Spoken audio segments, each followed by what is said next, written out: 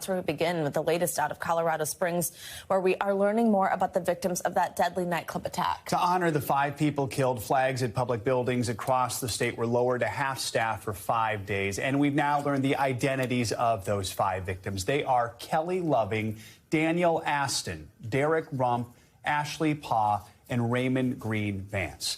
The suspect has now been arrested on suspicion of 5 counts of first-degree murder and 5 counts of bias-motivated or hate crimes. For more, we are joined by NBC News correspondent Priscilla Thompson, who's in Colorado Springs. Priscilla, good morning to you. So we now know the names of the 5 people who were killed in the attack. What more can you tell us about them and how they're being remembered? Well, Joe, good morning. One way that they're being remembered is by this memorial that we have seen growing over the past several days as people come here to pay their respects. And we're also learning more about those 5 people who were killed. Kelly Loving today is being remembered by her family as someone who was just a loving and caring person. Daniel Aston, one of the bartenders who worked here, being remembered as someone who lit up a room, who loved 80s hair and funky wigs. Derek Rump, also a bartender who worked here. His friends describing him as someone who was sassy and brutally honest, but of course, that's what they all loved about him. And Ashley Paugh is being remembered today by her high school sweetheart, being described as a loving wife and mother. She leaves behind an 11-year-old daughter.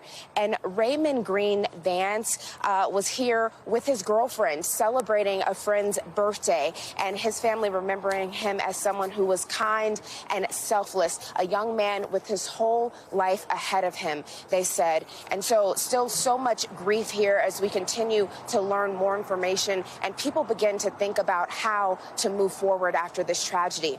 Joe? So important to hear those tributes, Priscilla. Thank you so much for that. I mean, police have said this attack could have been much worse if it wasn't for brave patrons who actually stopped the shooter. We now know that included a military veteran, Richard Fierro. And Priscilla, you spoke with him. I mean, what did he tell you?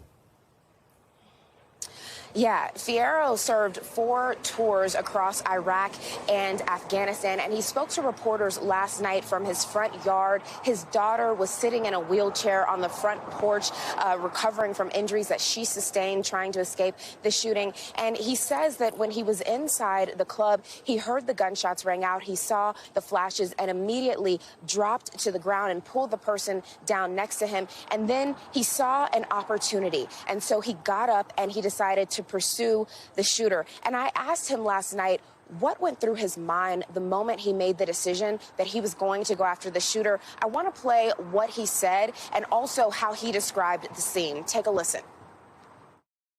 I wasn't thinking. I just ran over there, got him. I got to kill this guy. He's going to kill my kid. He's going to kill my wife. He ended up killing my daughter's boyfriend. Pull the dude down, pin him against the side, and just started, I think he went for his pistol. I don't know, either way, I grabbed the pistol from him. And then I told the guy, move the AR, the kid in front of me, he was at his head. I said, move the AR, get the AR away from him. And the kid did it. And then I started wailing on this dude. And I'm on top of him. I'm a big dude, man, and this guy was bigger. And I just kept wailing on him. And I told the kid in front of me, kick him in his head, keep kicking him in his head. I'm yelling 911, somebody call 911. And I also asked Fierro, how does this compare to his experience fighting overseas? And he told me it is the same thing, except he chose to go to war, and the people in Club Q did not choose what happened to them. Joe? That happened right here in America. Now, Priscilla, at the news conference, officials said the Department of Justice is looking at all aspects of the case. So what should we expect next moving forward as the investigation and the court proceedings move forward?